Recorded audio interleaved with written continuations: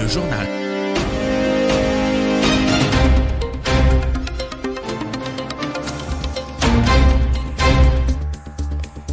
Le journal de 13h30 à la une de l'actualité. La Tunisie joue la carte du renouveau économique à Yokohama. Elle affirme sa vision africaine et internationale à la TICAD 9. Une nouvelle ère de partenariat à la chef du gouvernement au Japon pour participer à la TICAD 9. Elle propose l'organisation d'un forum économique tuniso-japonais en 2026. Entre feu et lenteur, le SGOGO peine à mûrir, une récolte affaiblie et des prix en légère hausse. Dans le monde, l'État sioniste se prépare à répondre à une proposition de cessez-le-feu à Gaza. Afrobasket 2025, la Tunisie défie le Cap-Vert en huitième de finale à partir de 16h. Météo, le thermomètre s'emballe, hausse des températures à partir de cet après-midi. Bonjour, la Tunisie prend part activement à la 9e conférence internationale de Tokyo sur le développement de l'Afrique TICAD 9 qui se tient du 20 au 22 août 2025 à Yokohama au Japon. Sa participation est marquée par une diplomatie offensive et une vitrine économique ambitieuse renforcée par la présence officielle de la chef du gouvernement Sara Zafrani Zenzri accompagnée d'une délégation de haut niveau comprenant plusieurs responsables du ministère des Affaires étrangères, de la migration des Tunisiens à l'étranger. Forte du succès de la TICAD 8 organisée à Tunis en 2022, la Tunisie mise sur une approche multisectorielle pour consolider ses liens avec le Japon. Elle cherche à attirer de nouveaux partenariats, notamment dans le cadre de la coopération publique-privée, un domaine dans lequel elle ambitionne de renforcer son attractivité à travers une modernisation du cadre législatif. Cette participation s'inscrit dans une stratégie globale qui reflète les ambitions africaine de la Tunisie et son positionnement géostratégique en tant que passerelle entre l'Afrique, l'Europe et l'Asie. Nassef Belkhiri, président de la Chambre du commerce et d'industrie tuniso-japonaise, nous en dit plus au micro de la Jabin Amala. La visite de Madame le chef du gouvernement, c'est un signal assez encourageant pour le développement des échanges entre les deux pays et surtout entre les deux secteurs privés des deux pays. Les thèmes de TICAD 9 sont le développement durable, la biotechnologie, les énergies renouvelables, l'eau et surtout la formation dans les domaines clés pour le développement. La relation du Japon avec l'Afrique, elle est basée sur le win-win, gagnant-gagnant, investir pour faire bénéficier la population de ces investissements. Le Forum économique tuniso-japonais, c'est une excellente initiative pour justement mettre sur la table les problèmes qui peuvent bloquer ou ralentir les investissements japonais en Tunisie. La Chambre de commerce tuniso-japonaise a depuis quelques années insisté sur le PPP parce que TICAD 9 et TICAD 8, c'est à 80% peut-être plus des projets partenariats public-privé. Donc pour la Tunisie, j'insiste que la loi PPP actuelle n'est pas adaptée au marché international. Il faut une révision du PPP tunisien qui pourrait certainement développer les échanges et les investissements japonais en Tunisie. Et la chef du gouvernement Sara Zafrani Zenzri a proposé lors d'une rencontre avec le président de l'Agence japonaise de coopération internationale l'organisation d'un forum économique tuniso-japonais en 2026 afin de renforcer la coopération et le partenariat entre ces deux pays. Dans une déclaration accordée ce mardi, elle a ajouté que ce forum, qui pourrait avoir lieu dans l'un des deux pays, permettra d'ouvrir de nouvelles perspectives de coopération dans divers domaines et de renforcer le travail commun tout en s'appuyant sur les technologies émergentes et ce conformément aux exigences de développement pour la période 2026-2030 et aux choix et priorités de la Tunisie. Zenzri a passé en revue avec le responsable japonais plusieurs programmes financés par la partie japonaise, faisant savoir que les projets bilatéraux sont en cours d'évaluation en vue de surmonter les difficultés rencontrées outre la proposition d'autres projets. Au sujet de l'enseignement supérieur et professionnel, la chef du gouvernement a indiqué que les deux parties ont convenu de soutenir la formation professionnelle et d'augmenter le nombre de bourses universitaires proposées par le Japon au profit des étudiants tunisiens dont le nombre est en hausse. Le Mouled approche. La récolte du pain d'Alep Zougougou est en légère baisse cette année. Tarek Marzoumi, membre du bureau exécutif de l'Union tunisienne de l'agriculture et de la pêche, a déclaré aujourd'hui aux médias que plusieurs raisons expliquent cette baisse, notamment les changements climatiques, en plus des incendies des années précédentes qui ont ravagé de vastes superficies de forêt, ainsi que le retard dans la délivrance des autorisations de récolte. Pour ce qui est des prix, Tarek Marzoumi a estimé qu'il devrait varier entre 50 et 53 dinars le kilogramme dans les zones de production, avec une légère hausse dans les autres régions. Et les équipes de contrôle de l'instance nationale de sécurité sanitaire des produits alimentaires dans le gouvernorat de Tunis ont saisi une quantité estimée à 542 kg de denrées alimentaires impropres à la consommation. Selon un communiqué de l'INSSPA publié ce mardi, les produits saisis comprennent notamment du zgougou, des biscuits et pâtisseries, des confiseries, du chocolat, du café, des jus, des chips, de la sauce tomate et des tranches d'ananas. Le Fonds mondial pour l'environnement travaille actuellement sur deux projets clés qui pourraient transformer l'agriculture tunisienne, réviser l'utilisation des engrais chimiques et réformer le système des subventions agricoles. L'objectif est de favoriser une gestion plus durable des ressources naturelles et de réduire l'impact environnemental du secteur. Ces propositions élaborées après des consultations et s'appuyant sur des exemples internationaux visent à aligner les pratiques agricoles avec les engagements de la Tunisie pour la biodiversité. Elles s'inscrivent dans le cadre du programme Bio 2030 qui réunit pouvoir public, secteur privé et société civile pour concilier développement économique et protection de l'environnement. Hela Fatmi, coordinatrice du projet du Fonds mondial pour l'environnement en Afrique du Nord, au micro de Zainab Fels. C'est dans le cadre de l'orientation de réforme des instruments de politique publique sectorielle relatifs au secteur agricole. Alors pourquoi le secteur agricole et pas un autre secteur? L'identification du secteur agricole a fait l'objet d'un process de consultation entre différents acteurs, publics, privés, organisations de la société civile.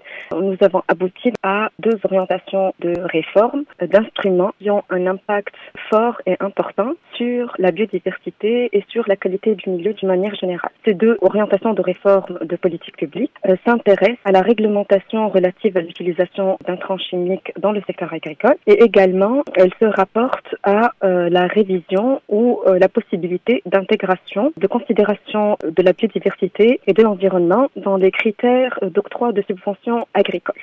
L'idée n'est pas de condamner l'utilisation des intrants agricoles chimiques, notamment les pesticides et les herbicides, mais de promouvoir leur utilisation raisonnée et pourquoi pas également promouvoir d'autres solutions qui ont démontré aussi leur efficacité pour diminuer la consommation de ces intrants-là et de ces produits-là.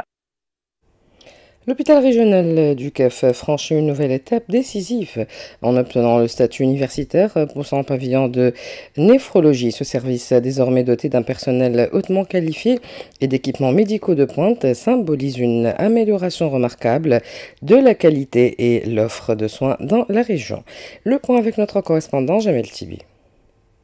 C'est le directeur régional de la santé publique qui a annoncé hier la bonne nouvelle après que le ministère de la santé publique a décidé de moderniser tous les équipements de dialyse qui ont atteint un âge limite avec 15 ans de service pour les machines de traitement des eaux. La rénovation des machines du pavillon a été confirmée cette semaine et intervient après l'acquisition par le ministère de la santé publique d'un bus chargé du transport des patients en quête de dialyse de leur lieu de résidence vers ce centre, lequel est aussi doté d'un service d'hébergement. Le changement de statut de ce service de néphrologie et son passage au statut universitaire ne peut être, selon le directeur régional de la santé, que bénéfique pour les patients, en ce qu'il va améliorer la qualité des soins et garantir en même temps une médecine de proximité pour les 72 personnes en quête de dialyse recensées dans la région. Santé toujours, entrée en service de la nouvelle unité de médecine interne de l'hôpital universitaire Farhat Hached à Sousse.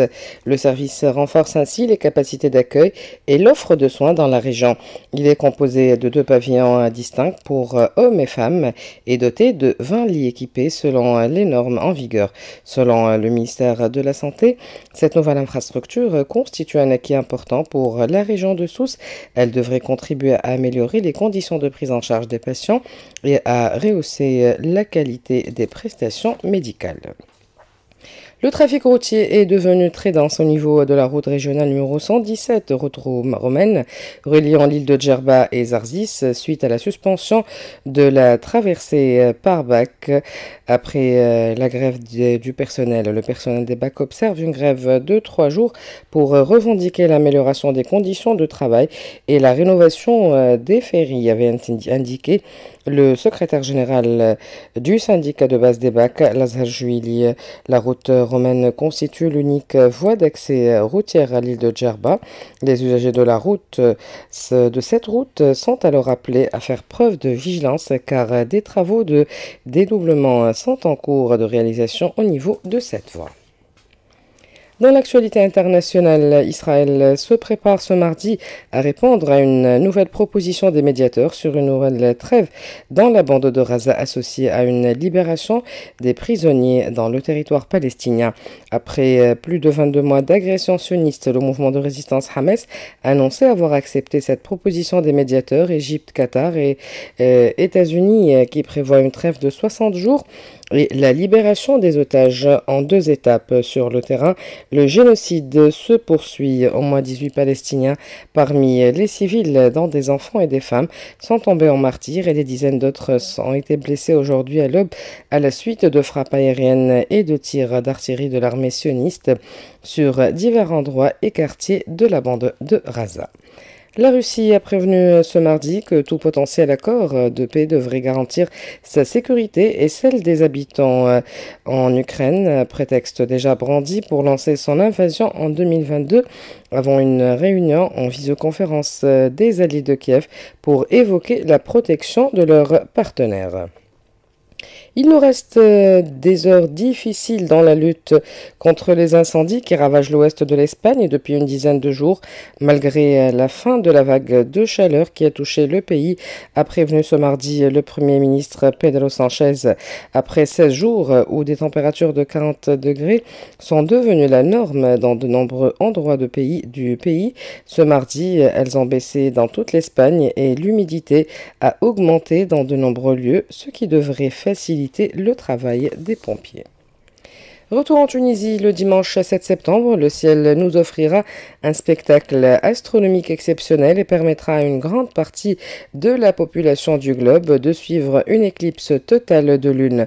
Ce phénomène rare pourra être observé en Europe, dans la majeure partie de l'Asie, en Afrique de l'Ouest ainsi qu'en Australie occidentale. L'éclipse totale de la lune débutera à 16h28 heure locale avec l'entrée de la lune dans la pénombre terrestre. Le moment le plus spectaculaire aura lieu à 19h11 lorsque notre satellite naturel sera totalement immergé dans l'ombre de la Terre, informe la Cité des sciences de Tunis. Sport, la sélection tunisienne de basketball disputera cet après-midi son match au 8e de finale de l'Afrobasket 2025.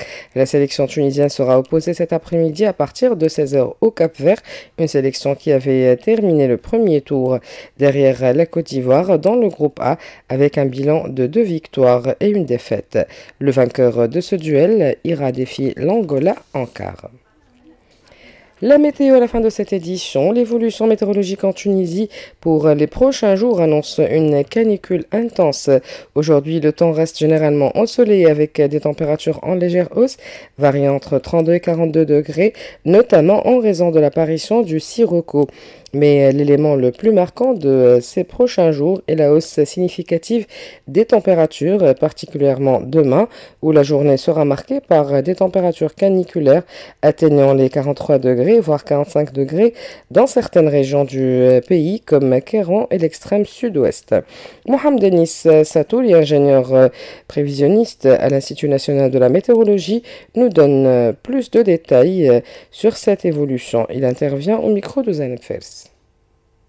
Aujourd'hui, on a un ciel peu nuageux avec des nuages devenant plus denses dans l'après-midi sur les régions ouest, du nord et du centre. Pour les températures, sont en légère hausse avec des maximales entre 32 et 36 degrés sur les régions côtières et les hauteurs et entre 37 et 42 degrés ailleurs avec apparition locale du sirocco. Pour demain, l'élément marquant, c'est l'augmentation significative des températures entre 37 et 43 degrés, sauf au Cap-Bon où elles varieront entre 32 et 35 degrés. Les températures pourront atteindre 45 degrés dans la région de Kérouan et l'extrême sud-ouest avec apparition du sirocco. Le ciel reste peu nuageux sur la plupart des régions avec des nuages devenant plus denses dans l'après-midi sur les hauteurs de l'ouest. Le vent, il est de secteur sud, relativement fort près des côtes est et faible à modéré ailleurs. La mer, elle est agitée dans le golfe de Hammamet, peu agitée à houleuse sur les autres côtes. Pour jeudi 21 août, les températures seront en légère baisse sur le nord et les régions côtières du centre, restant élevées ailleurs.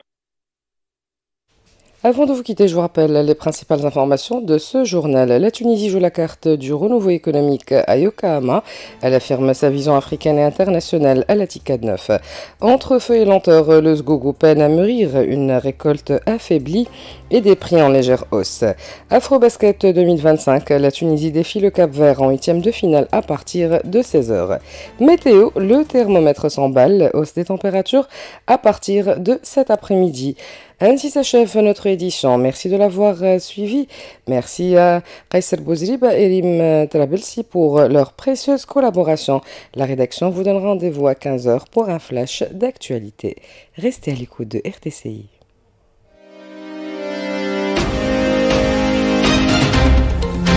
L'eau est une source précieuse. En la préservant, nous protégeons notre avenir, celui de nos enfants.